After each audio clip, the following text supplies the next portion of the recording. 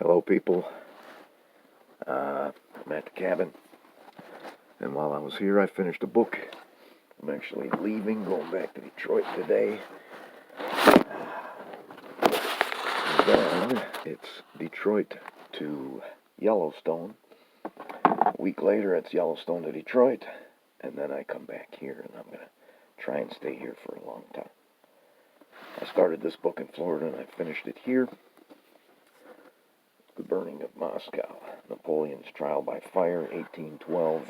It was a pretty good book. I had kind of a hard time getting into this book because I just had too much shit going on in my life. Leaving Florida and packing and getting ready for this and all this, all kinds of shit. The book was published in 2014, 208 pages. And, 208 pages, that's a short book. But this thing, every square inch of the page was filled up, and the print was pretty small. So, there was times when I was rereading stuff, and it's hard to read a book like that. I did not know that Clausewitz was serving with the Russian army. He was there at Borodino. And then I have a note here that says no mention of Bagration being killed at Borodino. I googled it, and he was actually just seriously wounded at Borodino, and he died a few weeks later. And towards the end of the book, they did mention that. I don't know, Bagration was kind of an interesting character. His wife, especially, the widow Bagration. They after he died and after Napoleon was chased out of Russia, they did bring him back to Borodino, and they buried him there. First paragraph, page 55. The Russian army is still exiting the city. That is Moscow. And it's kind of weird because there was like an unofficial truce there, and the Russians were actually exiting the city as the French were entering the city. First paragraph, page 55. Shortly after noon, the French advance guard climbed the Poklanaya Gora, from where it had a magnificent view of the city. At 1 o'clock in the afternoon, remembered Adrien Jean-Baptiste Francois Bourgon. After passing through the woods, we saw a hill some way off, and half an hour afterwards, part of the army reached the highest point. Signaling to us who were behind and shouting, "Moscow, Moscow." The weather was warm and clear that day, recalled a Russian contemporary. Not a cloud could be seen in the sky, although it was a bit windy in the morning. Standing on the Poklanaya Gora, the men of the Grand Army could therefore fully enjoy a magnificent spectacle that surpassed by far everything that our imagination had been able to conjure in terms of Asiatic splendor. The worn-out men were bewitched by an incredible quantity of bell towers and domes painted in bright colors, topped with gilded crosses, and linked to each other with chains which were also gilded. They greeted the emperor with loud cheers, clearly expressing their feelings of joy. Upon reaching the Poklanaya Gora, Napoleon and the rest of the Grand Army paused to enjoy the panoramic view of Moscow. "There, at last, is that famous city," Napoleon exclaimed. "It is about time." Last paragraph, page 56. I don't have a lot of notes in this.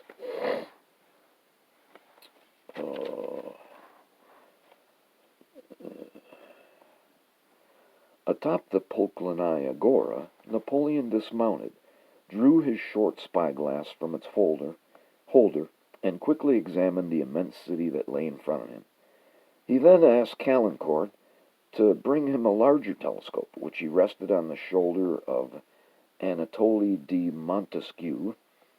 As he studied the city, he exclaimed several times, "Barbarians! They are leaving all of this to us? It is not possible. Caulaincourt, what do you think of it? Tell me, can you believe it?" "Your Majesty knows better than anyone what I think of it," tersely replied the Grand Equerry, who had been against this war from the very beginning and had lost his brother in battle just a week ago.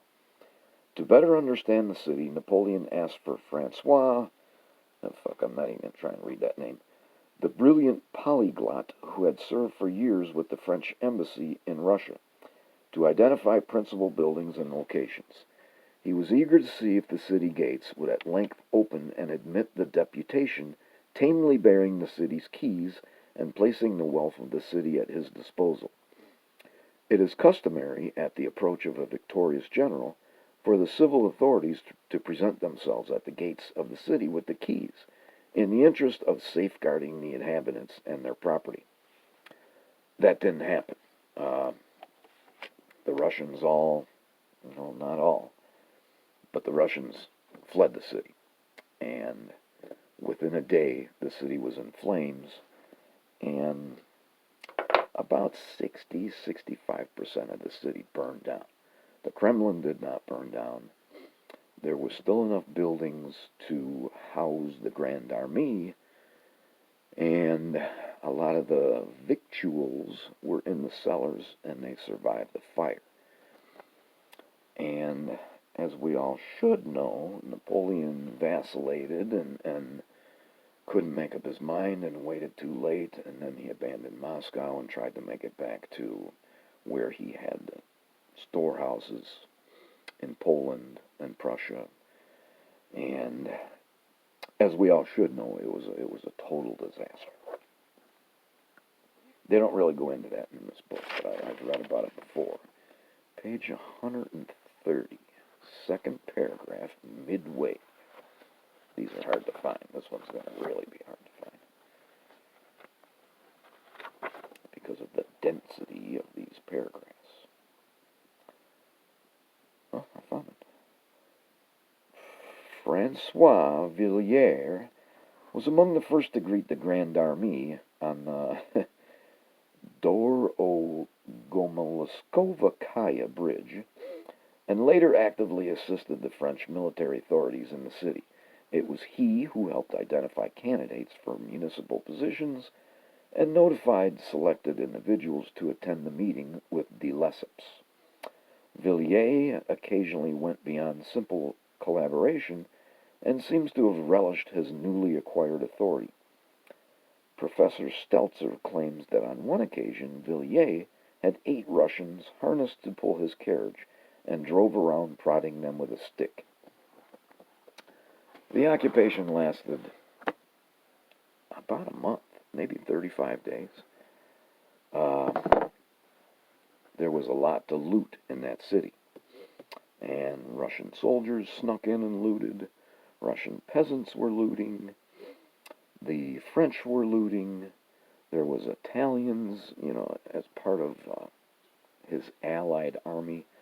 There was Italians, there was Germans, there was Poles. They were all looting, and it was crazy. Apparently the Russians were able to sneak in and kill Frenchmen, and it was crazy. When they left the city, it was like, they were bringing beds and couches and chairs and all kinds of shit, and the retreat just ended up a total disaster. Thanks for watching.